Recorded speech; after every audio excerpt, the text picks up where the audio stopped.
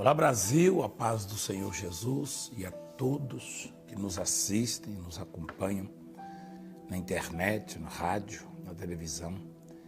Que Deus nos abençoe a todos. Que a mão poderosa de Deus possa estar sobre a sua vida e da sua família e de todos nós. Principalmente você que está numa luta muito grande, no enfrentamento mesmo, com grandes dificuldades. Hoje nós vamos falar da fidelidade nas promessas do Senhor, o cumprimento das promessas, a perseverança que não deve cessar nunca. Presta atenção na palavra de Deus, principalmente você que já conhece a palavra de Deus, conhece a Cristo, conhece a Deus, tá? Você que é um pastor, um bispo, um pregador, um missionário, uma pastora, uma missionária, um obreiro, membro da igreja, ou você que não é, mas que acredita em Deus. Hebreus capítulo 6. Hebreus capítulo 6 diz assim: exortação ao progresso na fé. Exortação ao progresso na fé. Quer dizer que a fé ela tem que crescer, tem que aumentar. Há que se investir na fé. A fé tem que progredir, não regredir. E as adversidades vêm não para diminuir a sua fé, pelo contrário, mas para aumentá-la. Por isso, pondo à parte os princípios elementares da doutrina de Cristo, deixemo-nos levar para o que é perfeito. Quer dizer, colocar aquilo que não é importante à parte, aquilo que não é essencial, aquilo que não agrada a Deus de lado e nos envolvermos com aquilo que é perfeito, aquilo que é de Deus. Não lançando de novo a base do arrependimento de obras mortas, a fé em Deus.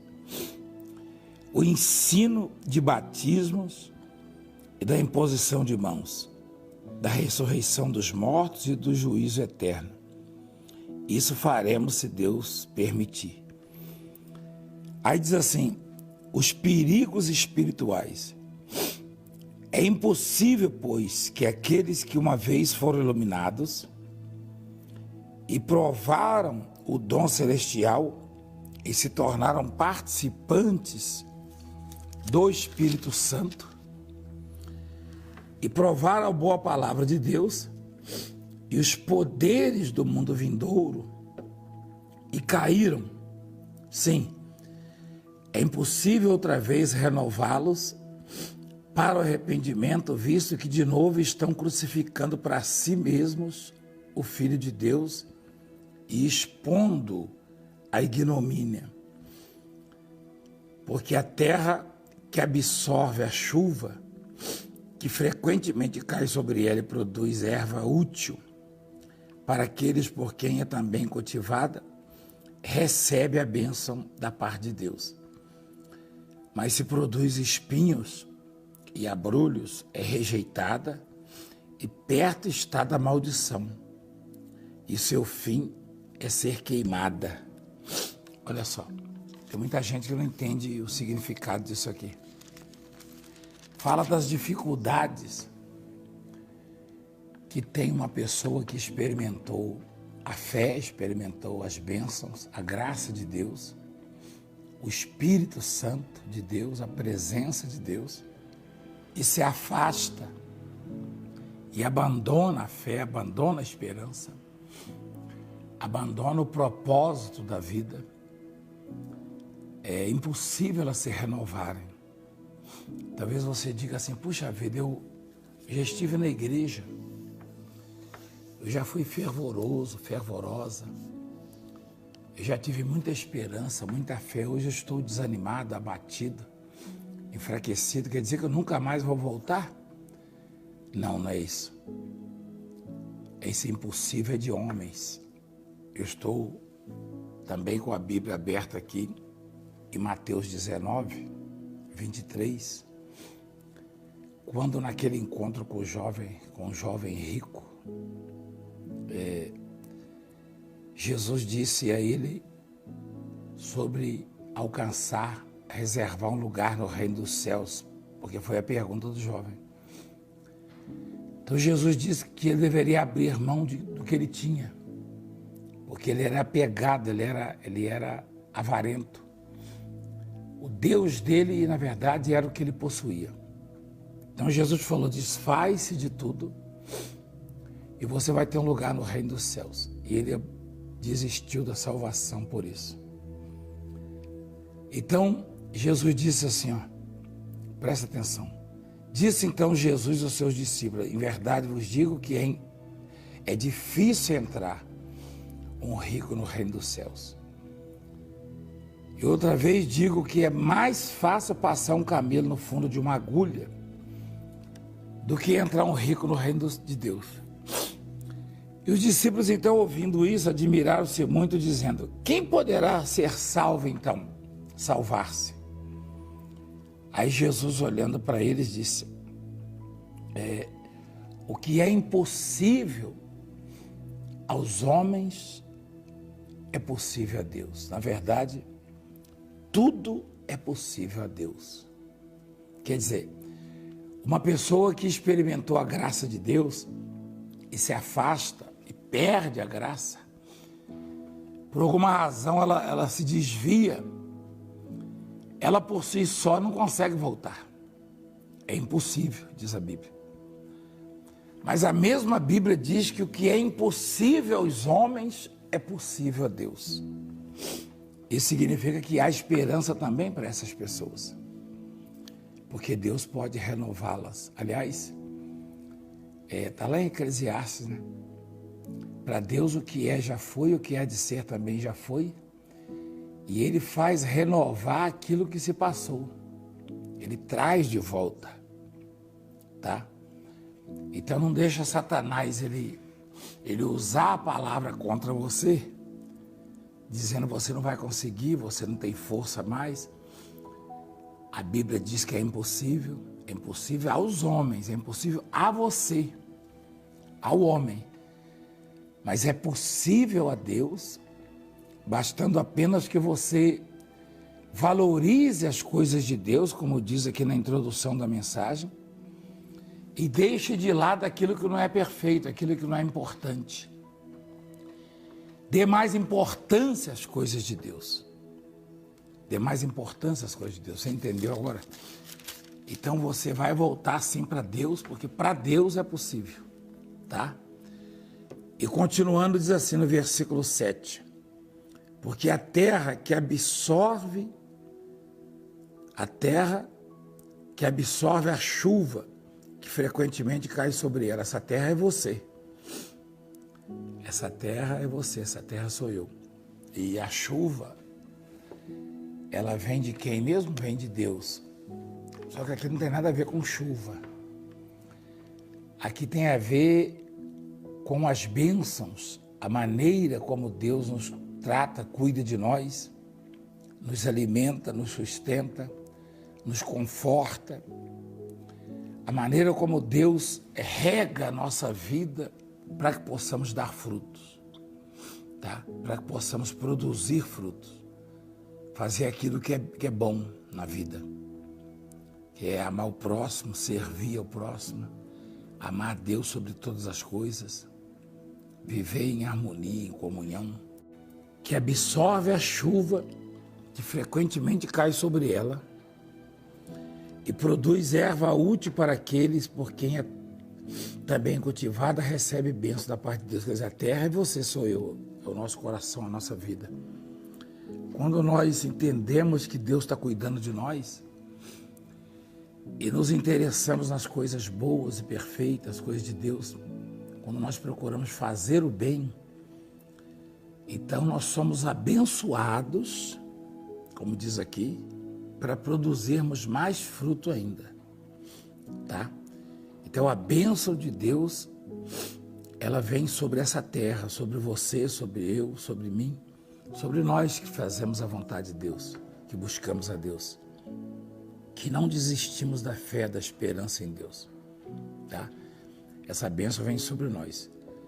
Continuando diz assim, mas se produz espinhos e abrolhos, é rejeitada e perto está da maldição, e seu fim é ser queimada. O que é uma terra que produz espinhos e abrolhos e está perto da maldição? É a pessoa que mesmo com a graça de Deus, com os ensinamentos, com a orientação da palavra, mesmo com as oportunidades que Deus está dando, optam por fazer o mal. De repente você é dessas pessoas que, ouvindo a palavra, rejeita, não dá crédito. Na verdade, você tenta justificar-se. Você arruma defeitos para a igreja, defeitos para as pessoas, defeito para a palavra. Tem gente que encontra defeito até na Bíblia, até na palavra de Deus. Quando a Bíblia diz que todas as coisas são puras para os puros, mas para os contaminados, nada é puro. E aí o que diz a palavra? Que a terra que é cuidada por Deus, a terra que recebe a chuva no seu tempo, ou seja, que recebe as oportunidades, mas produz espinhos, está perto da maldição e o fim dela é ser queimada. Isso está falando de pessoas, não é de terra, é um exemplo. Versículo 9. Quanto a vós outros, todavia, ó amados, estamos persuadidos, ou seja, convencidos das coisas que são melhores, olha só, e pertencentes à salvação, ainda que falamos desta maneira, porque Deus não é injusto para ficar esquecido do vosso trabalho e do amor que evidenciaste para com o seu nome, pois servistes ainda, serves aos santos, falando dos que sustentavam a obra, dos que investiam na obra no passado e ajudavam na evangelização, como hoje. Tem tanta gente dizendo, eis-me aqui para a obra de Deus. Aqui a Bíblia afirma que Deus nunca, jamais vai esquecer desse ato, desse esforço, dessa entrega, dessa obra que você faz, com tanto carinho, com tanto amor, da maneira como você ajuda a obra. Por isso que é importante ajudar. O importante não é só que a igreja terá a condição de manter o programa. O importante ajudar é porque Deus, Ele vai aumentar o vosso crédito diante dEle. Ele vai abençoá-lo, Ele vai cuidar de você, Ele nunca vai esquecer o que você tem feito pela obra. Versículo 11 diz assim, desejamos, porém, continue cada um de vós mostrando até o fim esse interesse, esse cuidado com a obra, a fim da mesma diligência para a plena certeza da esperança, para que não vos torneis negligentes, mas imitadores daqueles que pela fé e pela longanimidade herdam as promessas. Pois quando Deus fez a promessa a Abraão, visto que não tinha ninguém superior por quem jurar, jurou por si mesmo, dizendo, certamente te abençoarei e te multiplicarei. E assim, depois de esperar com paciência, obteve Abraão a promessa. Pois os homens juram pelo que lhes é superior, e o juramento, servindo de garantia para eles, é o fim de toda contenda. Por isso Deus, quando quis mostrar mais firmemente aos herdeiros da promessa a imutabilidade do seu propósito, se interpôs com juramento, para que mediante duas coisas imutáveis, nas quais é impossível que Deus minta, forte alento tenhamos nós, que já corremos para o refúgio, a fim de lançar mão da esperança proposta, a qual temos por âncora da alma, segura e firme, e que penetra além do véu, onde Jesus, como precursor, ou seja, aquele que vem antes, né? O que vai antes, esse é o precursor, é o que dá origem, tá? entrou por nós no véu, né? Tornando o sumo sacerdote para sempre, segundo a ordem de Melquisedeque. Melquisedeque era o rei de Salém, né? Rei e sacerdote de Salém, que hoje é Jerusalém. E como era um homem justo, um homem santo, um homem fiel a Deus, exercia essas duas funções com muita sabedoria, com santidade.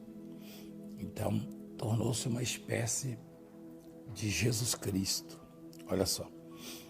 Mas, explicando para você esse último texto, aqui não fala da promessa somente, versículo 12, para que não vos torneis indolentes ou negligentes, mas imitadores daqueles que pela fé e pela ignomia e pela longanimidade, herdam as promessas.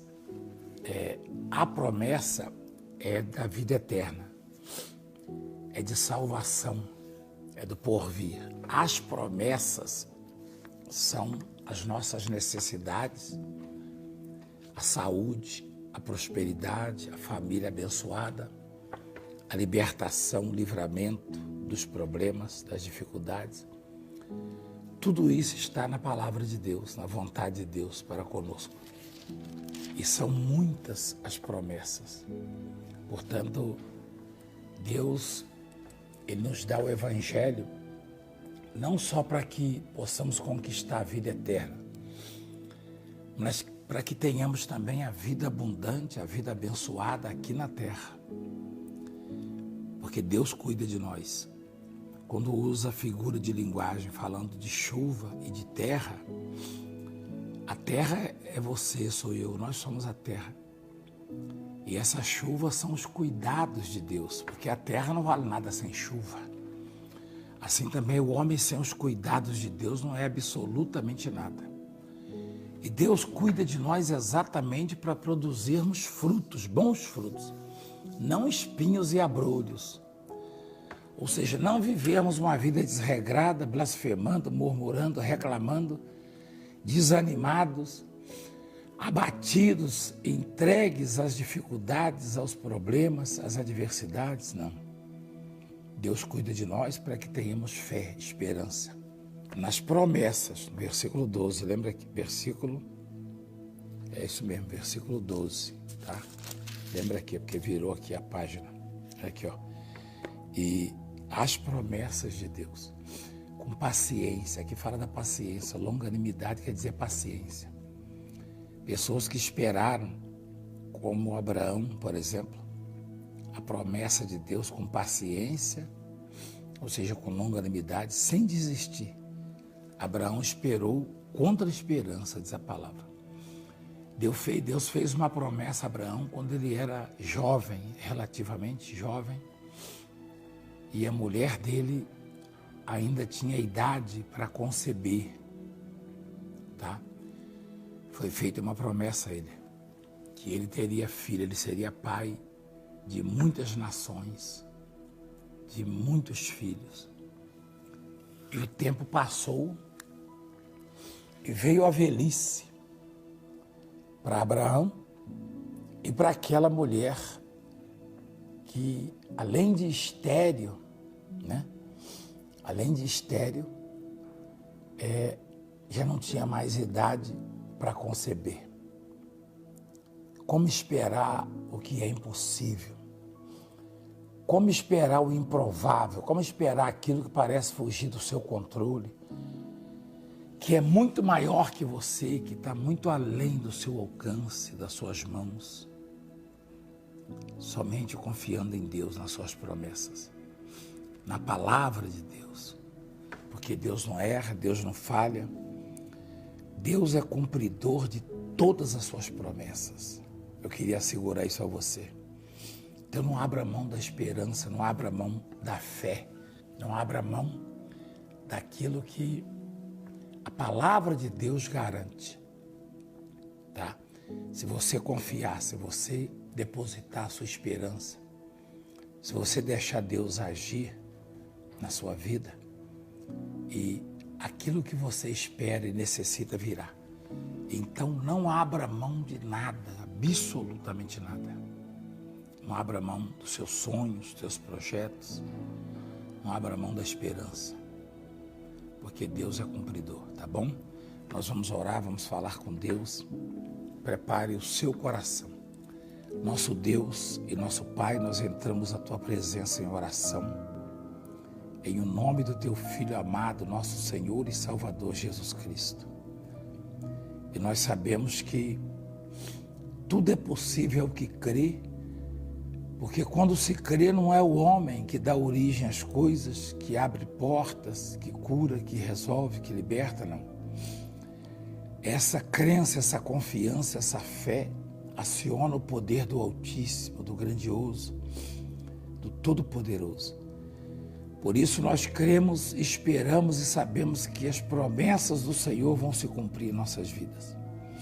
Manifesta, portanto, o Teu poder, a Tua grandeza na vida da criatura que está enferma, cancerosa, desenganada, aflita, abatida, desesperada. Da criatura que está no limite, que está realmente entregue às dificuldades, à enfermidade, aos problemas financeiros, econômicos, familiares, sentimentais, espirituais. Estenda as mãos para elas e liberta-as, curando-as, transformando-as, abrindo portas extraordinárias.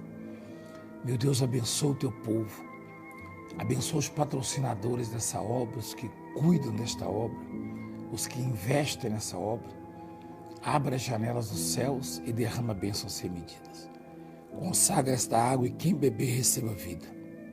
Em nome do Pai, do Filho e do Espírito Santo. Amém. Beba da água abençoada. Que Deus abençoe abundantemente então a sua vida, em nome de Jesus.